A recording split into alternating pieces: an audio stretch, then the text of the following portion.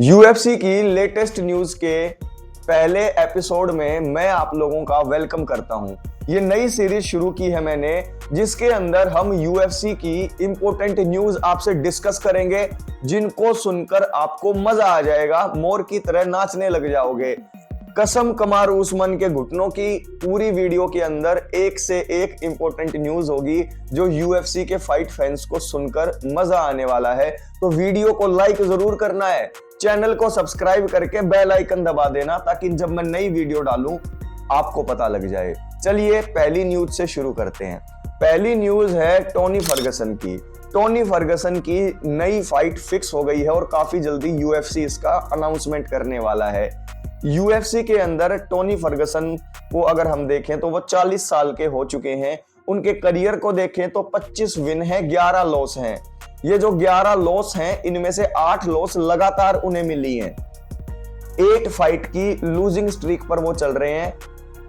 Justin गेची से fight हारने के बाद वो फाइट जीते नहीं है। उससे पहले वो सिर्फ अपने करियर में 3 फाइट हारे थे। तो हम ये कह सकते हैं कि जो टोनी फर्गसन पहले थे प्राइम टोनी, वो अब टोनी नहीं है। दोनों टोनी फर्गसन में दिन रात का फर्क है।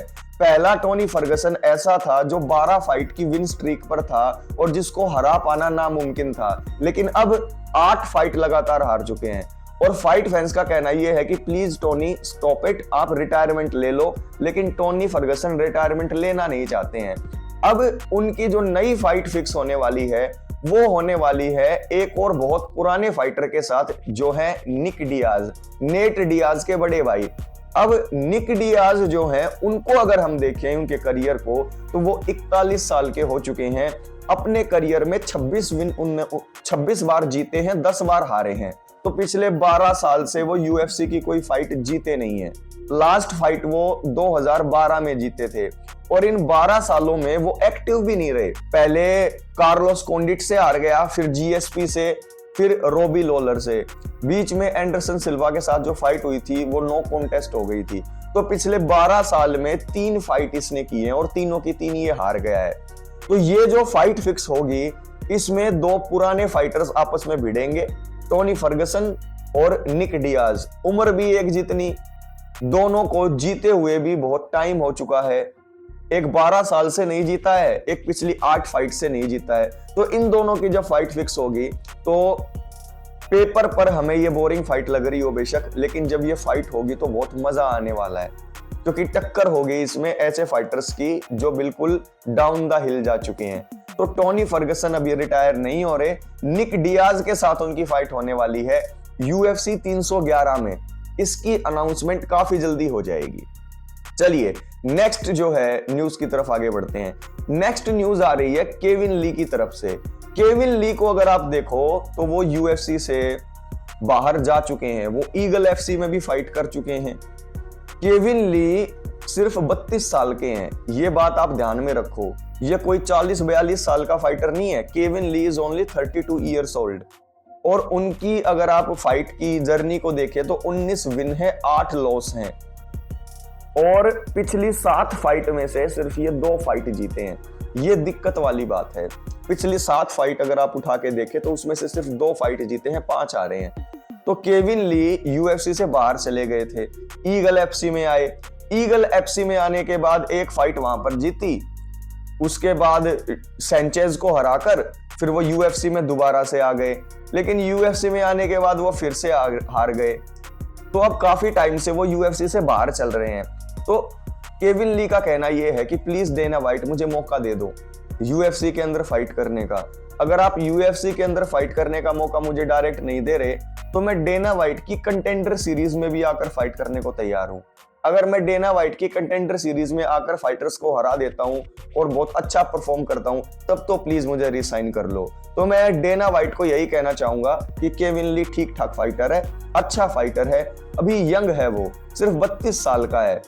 ठीक है, तो अगर आपको लगे कि भाई से साइन करना चाहिए तो भाई कर लो, मेरी तरफ से तो ओके है। अगला होर्हे मासविडल। यार होर्हे मासविडल को ना पागलपन का दौरा पड़ गया है। होर्हे मासविडल पिछले 4 साल से कोई फाइट जीता नहीं है और वो रिटायर हो गया था पिछले साल गिलबर्ट बर्न्स से हारने के बाद। यानी कि 4 फाइट की लूजिंग स्ट्रीक के ऊपर ये चला हुआ है। 4 साल से ये जीता नहीं है और ये 39 साल का हो चुका है और इसे जर्नीमैन माना जाता है यूएफसी में। यानी कि एक फाइट जीता 2 हार गया, एक जीता 2 हार गया, ये जर्नीमैन बोला जाता है ऐसे को। तो मासविडल का कहना ये है कि मुझे लियोन एडवर्ड के खिलाफ फाइट दे दो, मैं वापसी करना चाहता हूं यूएफसी में। अरे भाई, लियोन एडवर्ड को नहीं हरा पाएगा मासविडल, और आप 39 साल के हो चुके हो और आप एक जर्नीमैन हो, रिटायर हो चुके हो। तो मेरा कहना यह है यूएफसी से कि मासविडल को रिटायरमेंट प्लान दे दिया जाए और उसकी दोबारा से वापसी नहीं होनी चाहिए। He is not that good fighter. उसके बाद वैलेंटीना शेवचेंको और एलेक्सा ग्रासो को मेन इवेंट में यूएफसी 306 नोचे में फाइट करने वाले हैं। तीसरी बार इनकी फाइट होगी। पहली बार जब इनकी फाइट हुई यूएफसी 285 में, यूएफसी 285 में, तो वैलेंटीना शेवचेंको को सबमिट कर दिया था एलेक्सा ग्रासो ने। जब वो बैक किक मार रही थी तो एकदम से टेक डाउन किया एलेक्सा ग्रासो ने शेवचेंको को और सबमिट कर दिया।